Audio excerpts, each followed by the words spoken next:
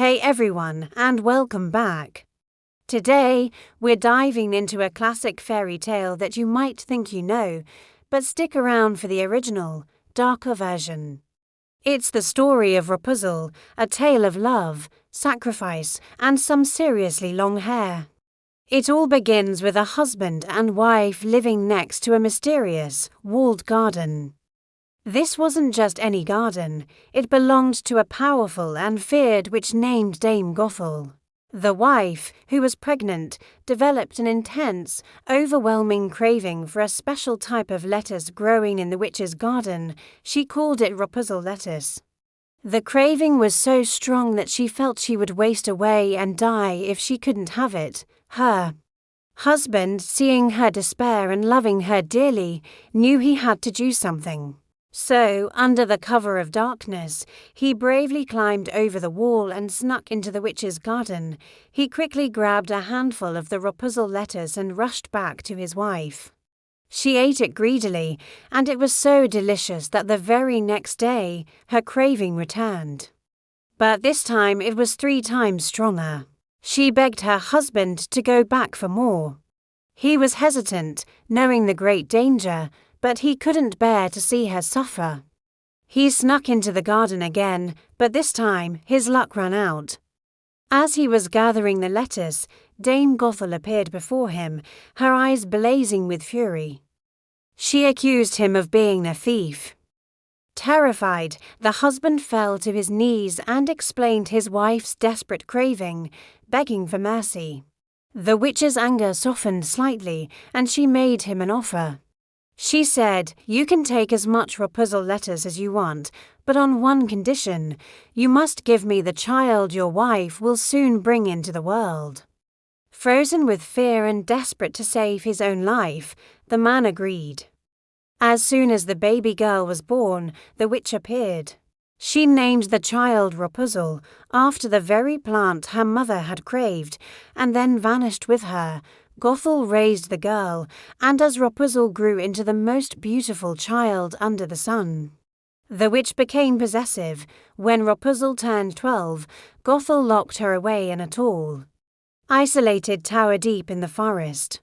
This tower was a true prison. It had no doors and no stairs, only a single, small window at the very top.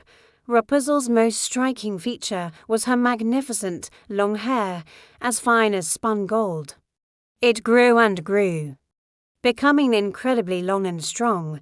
Whenever the witch wanted to enter the tower, she would stand at the bottom and call out in her raspy voice, "Rapunzel, Rapunzel, let down your hair, so that I may climb thy golden stair." Rapunzel would then unpan her long braids, wrap them around a hook by the window, and let them fall all the way to the ground.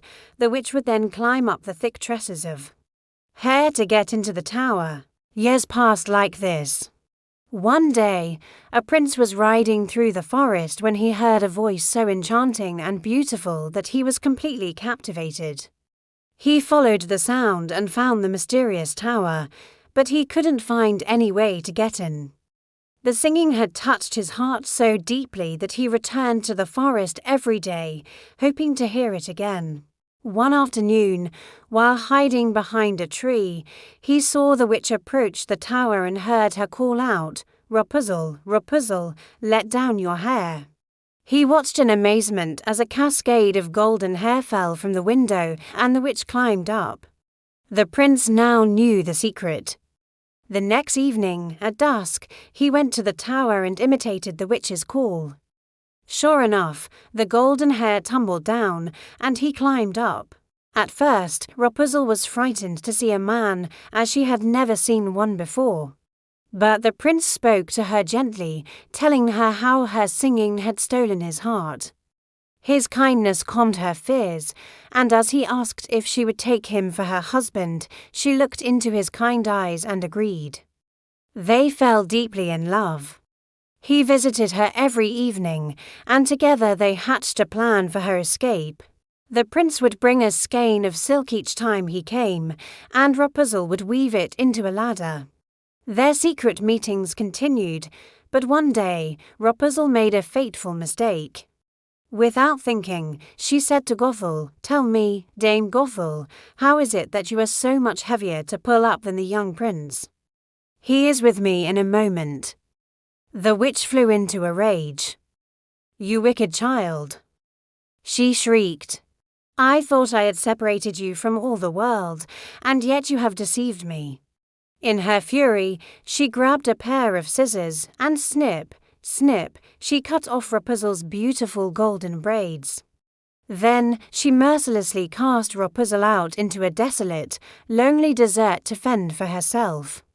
That same evening, the unsuspecting prince arrived and called out his familiar phrase. The witch, devious as ever, let down the severed hair.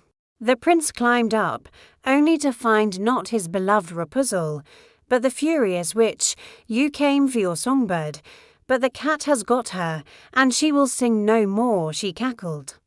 In his despair and grief, the prince leaped or fell from the tower. He survived. But he landed in a patch of thorns that blinded him. For years, the blind prince wandered the wilderness, eating nothing but roots and berries, doing nothing but weeping for his lost love. Finally, after a long and painful journey, he stumbled into the very desert where Rapunzel had been cast out. He heard a familiar, beautiful voice singing a sad song.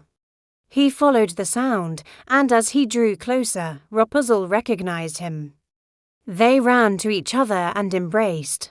As she wept with joy, 2 of her tears fell upon his eyes. Miraculously, the tears healed him, and his sight was restored. He could see his beloved Rapunzel once more. He also saw that she was not alone. She was living with their twin children, a boy and a girl.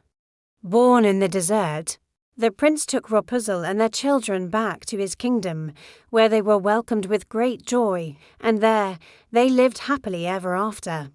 This story serves as a powerful reminder about the consequences of selfish actions and broken promises, but it also shows the incredible, healing power of true love, perseverance, and hope, which can overcome even the darkest of times. Thanks for watching, everyone.